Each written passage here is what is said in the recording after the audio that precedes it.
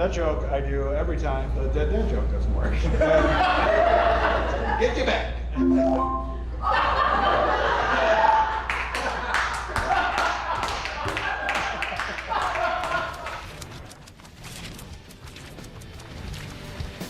Think about it every night. Don't let this house fall down. The Lord left long ago.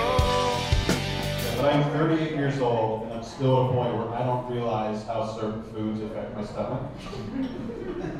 I saw my friend the other day, and he goes, "No eggs for me. They give me diarrhea." And I was like, "Shut up, Tom, you stupid bitch. What are you talking about?" And then I just have fast food, and then just a day later have just a nightmare shit. Yeah, who's to say that happens? I don't know. Probably a bug going around or something. Heading home after a set at Bearded Lamb Brewing here in Detroit, specifically Plymouth, Michigan. I've been going Key West, Spokane, taking a break off here, then I'm doing Winnipeg and Cleveland and Northern Kentucky, and it's nice to just have a local gig this weekend at home. Today was a huge day. My brother got me and my son tickets to the Tigers game. I have never been to a Tigers game personally, but grew up on baseball. We went to so many Reds games when I lived in Cincinnati, and got to take Rory, my oldest, to his first baseball game, and he had a blast. We got there like 2 hours early so that we could get this commemorative prize. It's a model of the stadium. And then we watched the game. There was a rain delay, so we ended up just standing because there's 40 or 50,000 people crammed into the shade, so we didn't get rained on. Then we got down. Then it was kind of continually raining, but the Tigers played like shit. They're awesome this year, and they got beat quite a bit, but my son had a blast. I still don't think he has any concept of how to play baseball. I realized I was 5 innings in, and I don't think he had watched a single pitch. I don't think he saw any plays.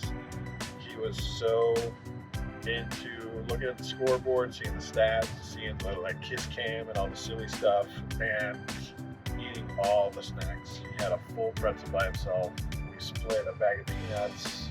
We got ice cream. He had pop, which he never has. Really huge day for the old Royster. If it had started on time, I would have been perfect, but because of the rain delay and I had the show, we had to leave at the start of the 8th inning. Walked a quarter of a mile with him in my arms, which is brutal. Got to the car, drove home, which is 48 minutes, something like that. Got home at 6:50. I think I got in the shower at 6:50. Got dressed, left the house at 7:12 for a 55-minute drive to an 8 p.m. show. So I ended up getting there at 8:20 with traffic, and to be honest, I stopped at Starbucks. I was fucking done. I was in the sun all day, been constantly moving. Like I said, I carried a boy for almost a mile, so I needed that Starbucks for my tummy and my brainy. Then hurried to the show, got there, set up my camera really quick, wrote out a set list really quick, and then pretty much just walked right on stage as soon as that was over. Bearded Lamb is such a fun show. It's in the top of a little brewery. Always great. But they use a wireless mic, and this is a PSA. If any producers of comedy shows use a wireless mic, be prepared that it's going to fuck up. I've seen comics at the highest level.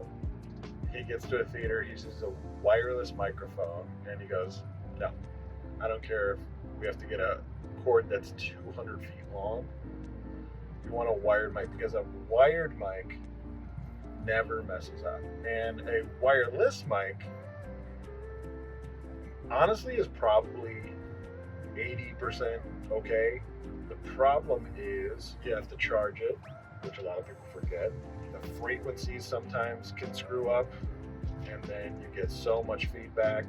Tonight specifically, we don't really know what the problem was. Some sort of feedback from something, but we couldn't figure out what it was.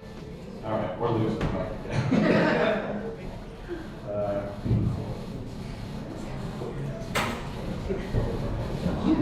see with that. Hey, that sounds great. Throughout the show, they were diagnosing it and just couldn't figure it out, to the point that I just ended up yelling most of my set. I think it was fun. I think I ended up having a blast. I ended up being silly about it and having jokes, and I did this thing where I pointed out whenever it would like reboot, it would make a noise through the sound system, like when your phone connects to a speaker to play music, where it was like boop boop.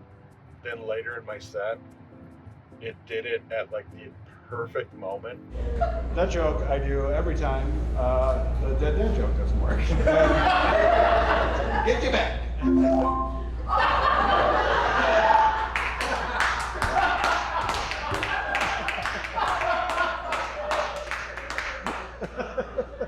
ended up being really fun. I had a blast. Justin, who runs it, was super apologetic. He's like, I'd love to have you guys back on a show in the fall. I'm so sorry. And we were all like, it happens, it does.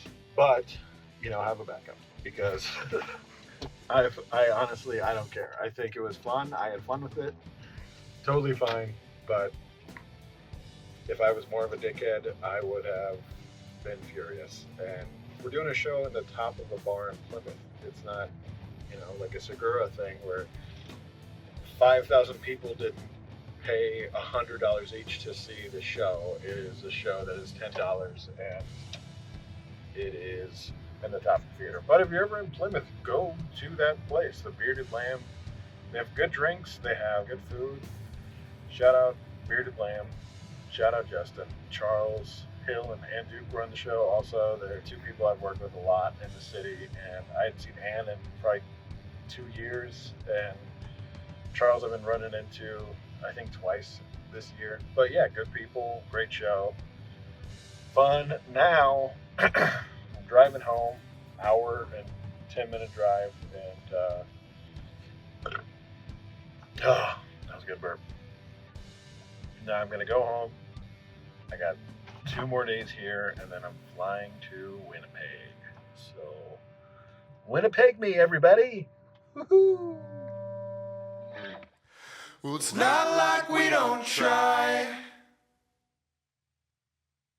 It's worth it every single night. Don't let this house fall down. The Lord left long. My oldest, we didn't know it was going to be Rory until about an hour after he was born, and that's on me. I take full responsibility. What happened was, 2 months into pregnancy, my fiancée, she spent all day writing out all of the baby names she had, and it was so cute. She'd like crumple up the list and throw it out, and she'd write it again.